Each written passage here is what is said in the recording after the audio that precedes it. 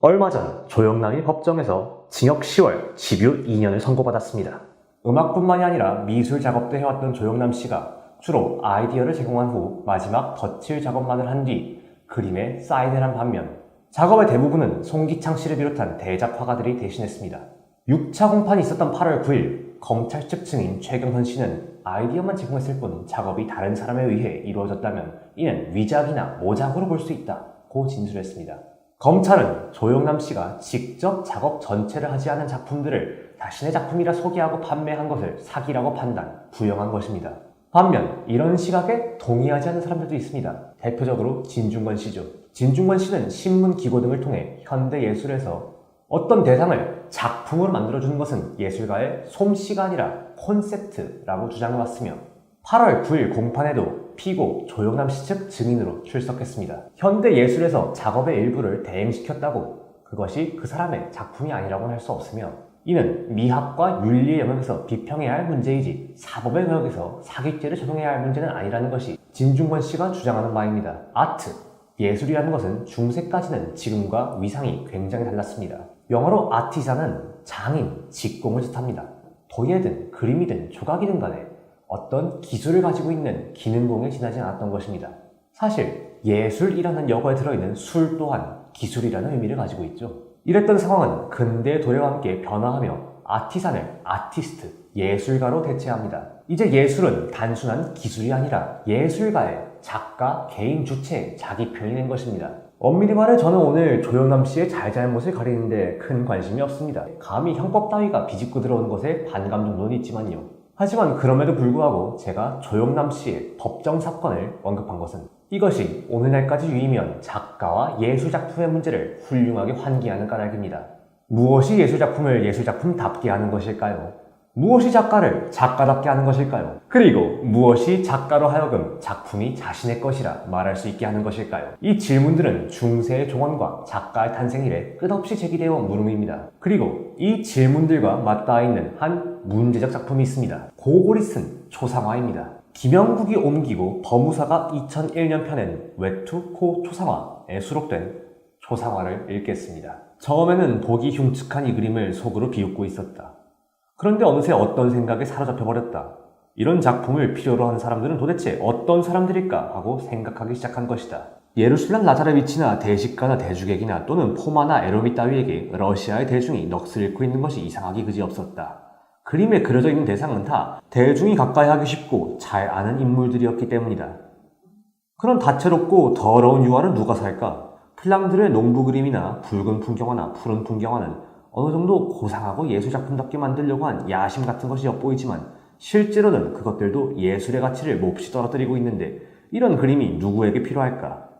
아무래도 혼자서 그림 공부를 한 어린이의 작품 같지는 않다. 그림 전체에 무감각한 민화의 느낌이 나타나 있기는 하지만 그렇더라도 감정의 격렬한 폭발이 표현되어 있다면 조금씩 텐데 그러나 여기서 볼 수 있는 것은 우둔이나 무력하고 노쇠한 무능에 지나지 않는다. 멋대로 예술이라는 대열에 끼어들어 있지만 원래의 자리는 낮은 직공의 속에 있었던 것이다. 그런데 이 무능이란 놈은 자기 본분에 충실하기 때문에 진짜 예술 속에 손으로 하는 일을 가져온 셈이다. 같은 색채, 같은 양식, 같은 판에 박힌 익숙한 솜씨는 인간의 손에 의해서 되었다기보다는 엉터리로 만들어진 로봇에 의해 되었다고 하는 편이 훨씬 나을 것이다. 자르트코프는 한참 동안 이들 더러운 그림 앞에 서 있었는데 마침내 그림에 대한 생각이 모두 머릿속에서 사라져버렸다. 자, 이 농부의 그림과 풍경화는 합쳐서 25루블입죠. 얼마나 좋은 그림입니까? 15루블인데쇼. 액자만 해도 그만한 값은 나갑니다. 정말로 멋있는 겨울경치 입죠. 라고 말하면서 상인은 캔버스를 손가락으로 가볍게 튀겼는데 그것은 아마 겨울경치 그림의 액자가 아주 튼튼하다는 것을 말하려는 속셈이었을 것이다. 가난한 화가 자르트코프는 어느 날 우연히 한 초상화를 구입합니다. 이 초상화의 뒤편에는 금화가 숨겨져 있었습니다. 그 돈으로 자르트코프는 유복한 생활을 하게 되지만 연후 본인이 추구하던 예술을 더 이상 하지 못하는 자신의 모습에 좌절, 사망하게 된다는 것이 초상화 일부의 줄거리입니다. 자르트코프가 보기에 미술상에서 판매되는 그림들은 보기 흉측하거나 우둔이나 무력하고 노쇠한 무능이라는 말로서나 평가될 가치밖에 지니지 못합니다. 그러나 시장에서 예술의 가치를 몹시 떨어뜨리고 있는 통속적인 그림들이 오직 판매되기 위해 얼마나 좋은 그림이냐는 평가를 듣습니다. 그리고 그들은 작품 자체의 예술적 가치에 대한 비판적 평가는커녕 심지어 액자의 아주 튼튼한 실용적인 사용 가치를 평가의 기준에 포함시켜가며 25루블, 15루블의 가격을 부여받습니다. 이러한 현실에도 불구하고 차르트코프는 시장의 논리에 굴복하지 않죠. 그렇다면 무엇이 차르트코프로 하여금 훌륭한 예술을 통속적인 시장의 유화와 변별할 수 있게 하는 것일까요? 예술과 낮은 직공의 일이라는 이 항대립의 기준은 무엇일까요? 차르트코프의 예술은 근대적 개인 주체로서의 예술가를 전제합니다. 그에 따르면 좋은 예술은 무감각해서는 안 되고 좋은 예술에는 감정의 격렬한 폭발이 표현되어 있어야 합니다. 그리고 감정의 격렬한 폭발을 표현하는 주체 또한 감정의 격렬한 폭발이 표현되어 있다는 것을 판단하는 주체는 바로 근대적 개인으로서의 예술가입니다.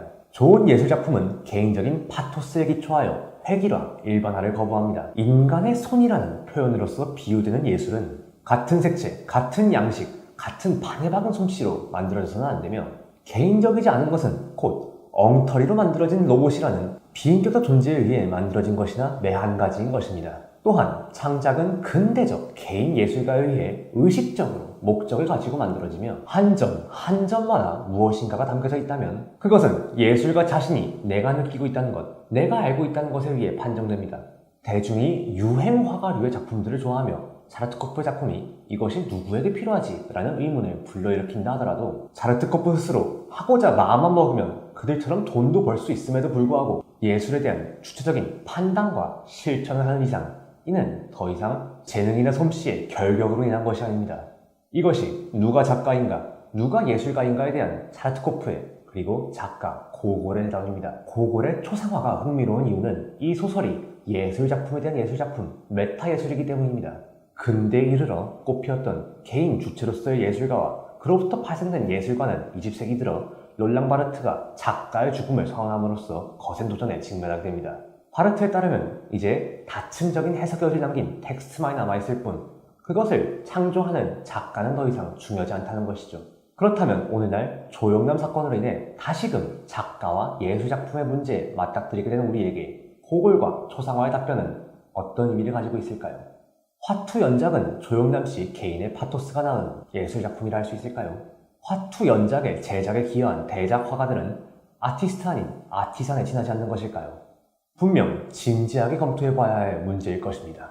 지금까지 안토니였습니다.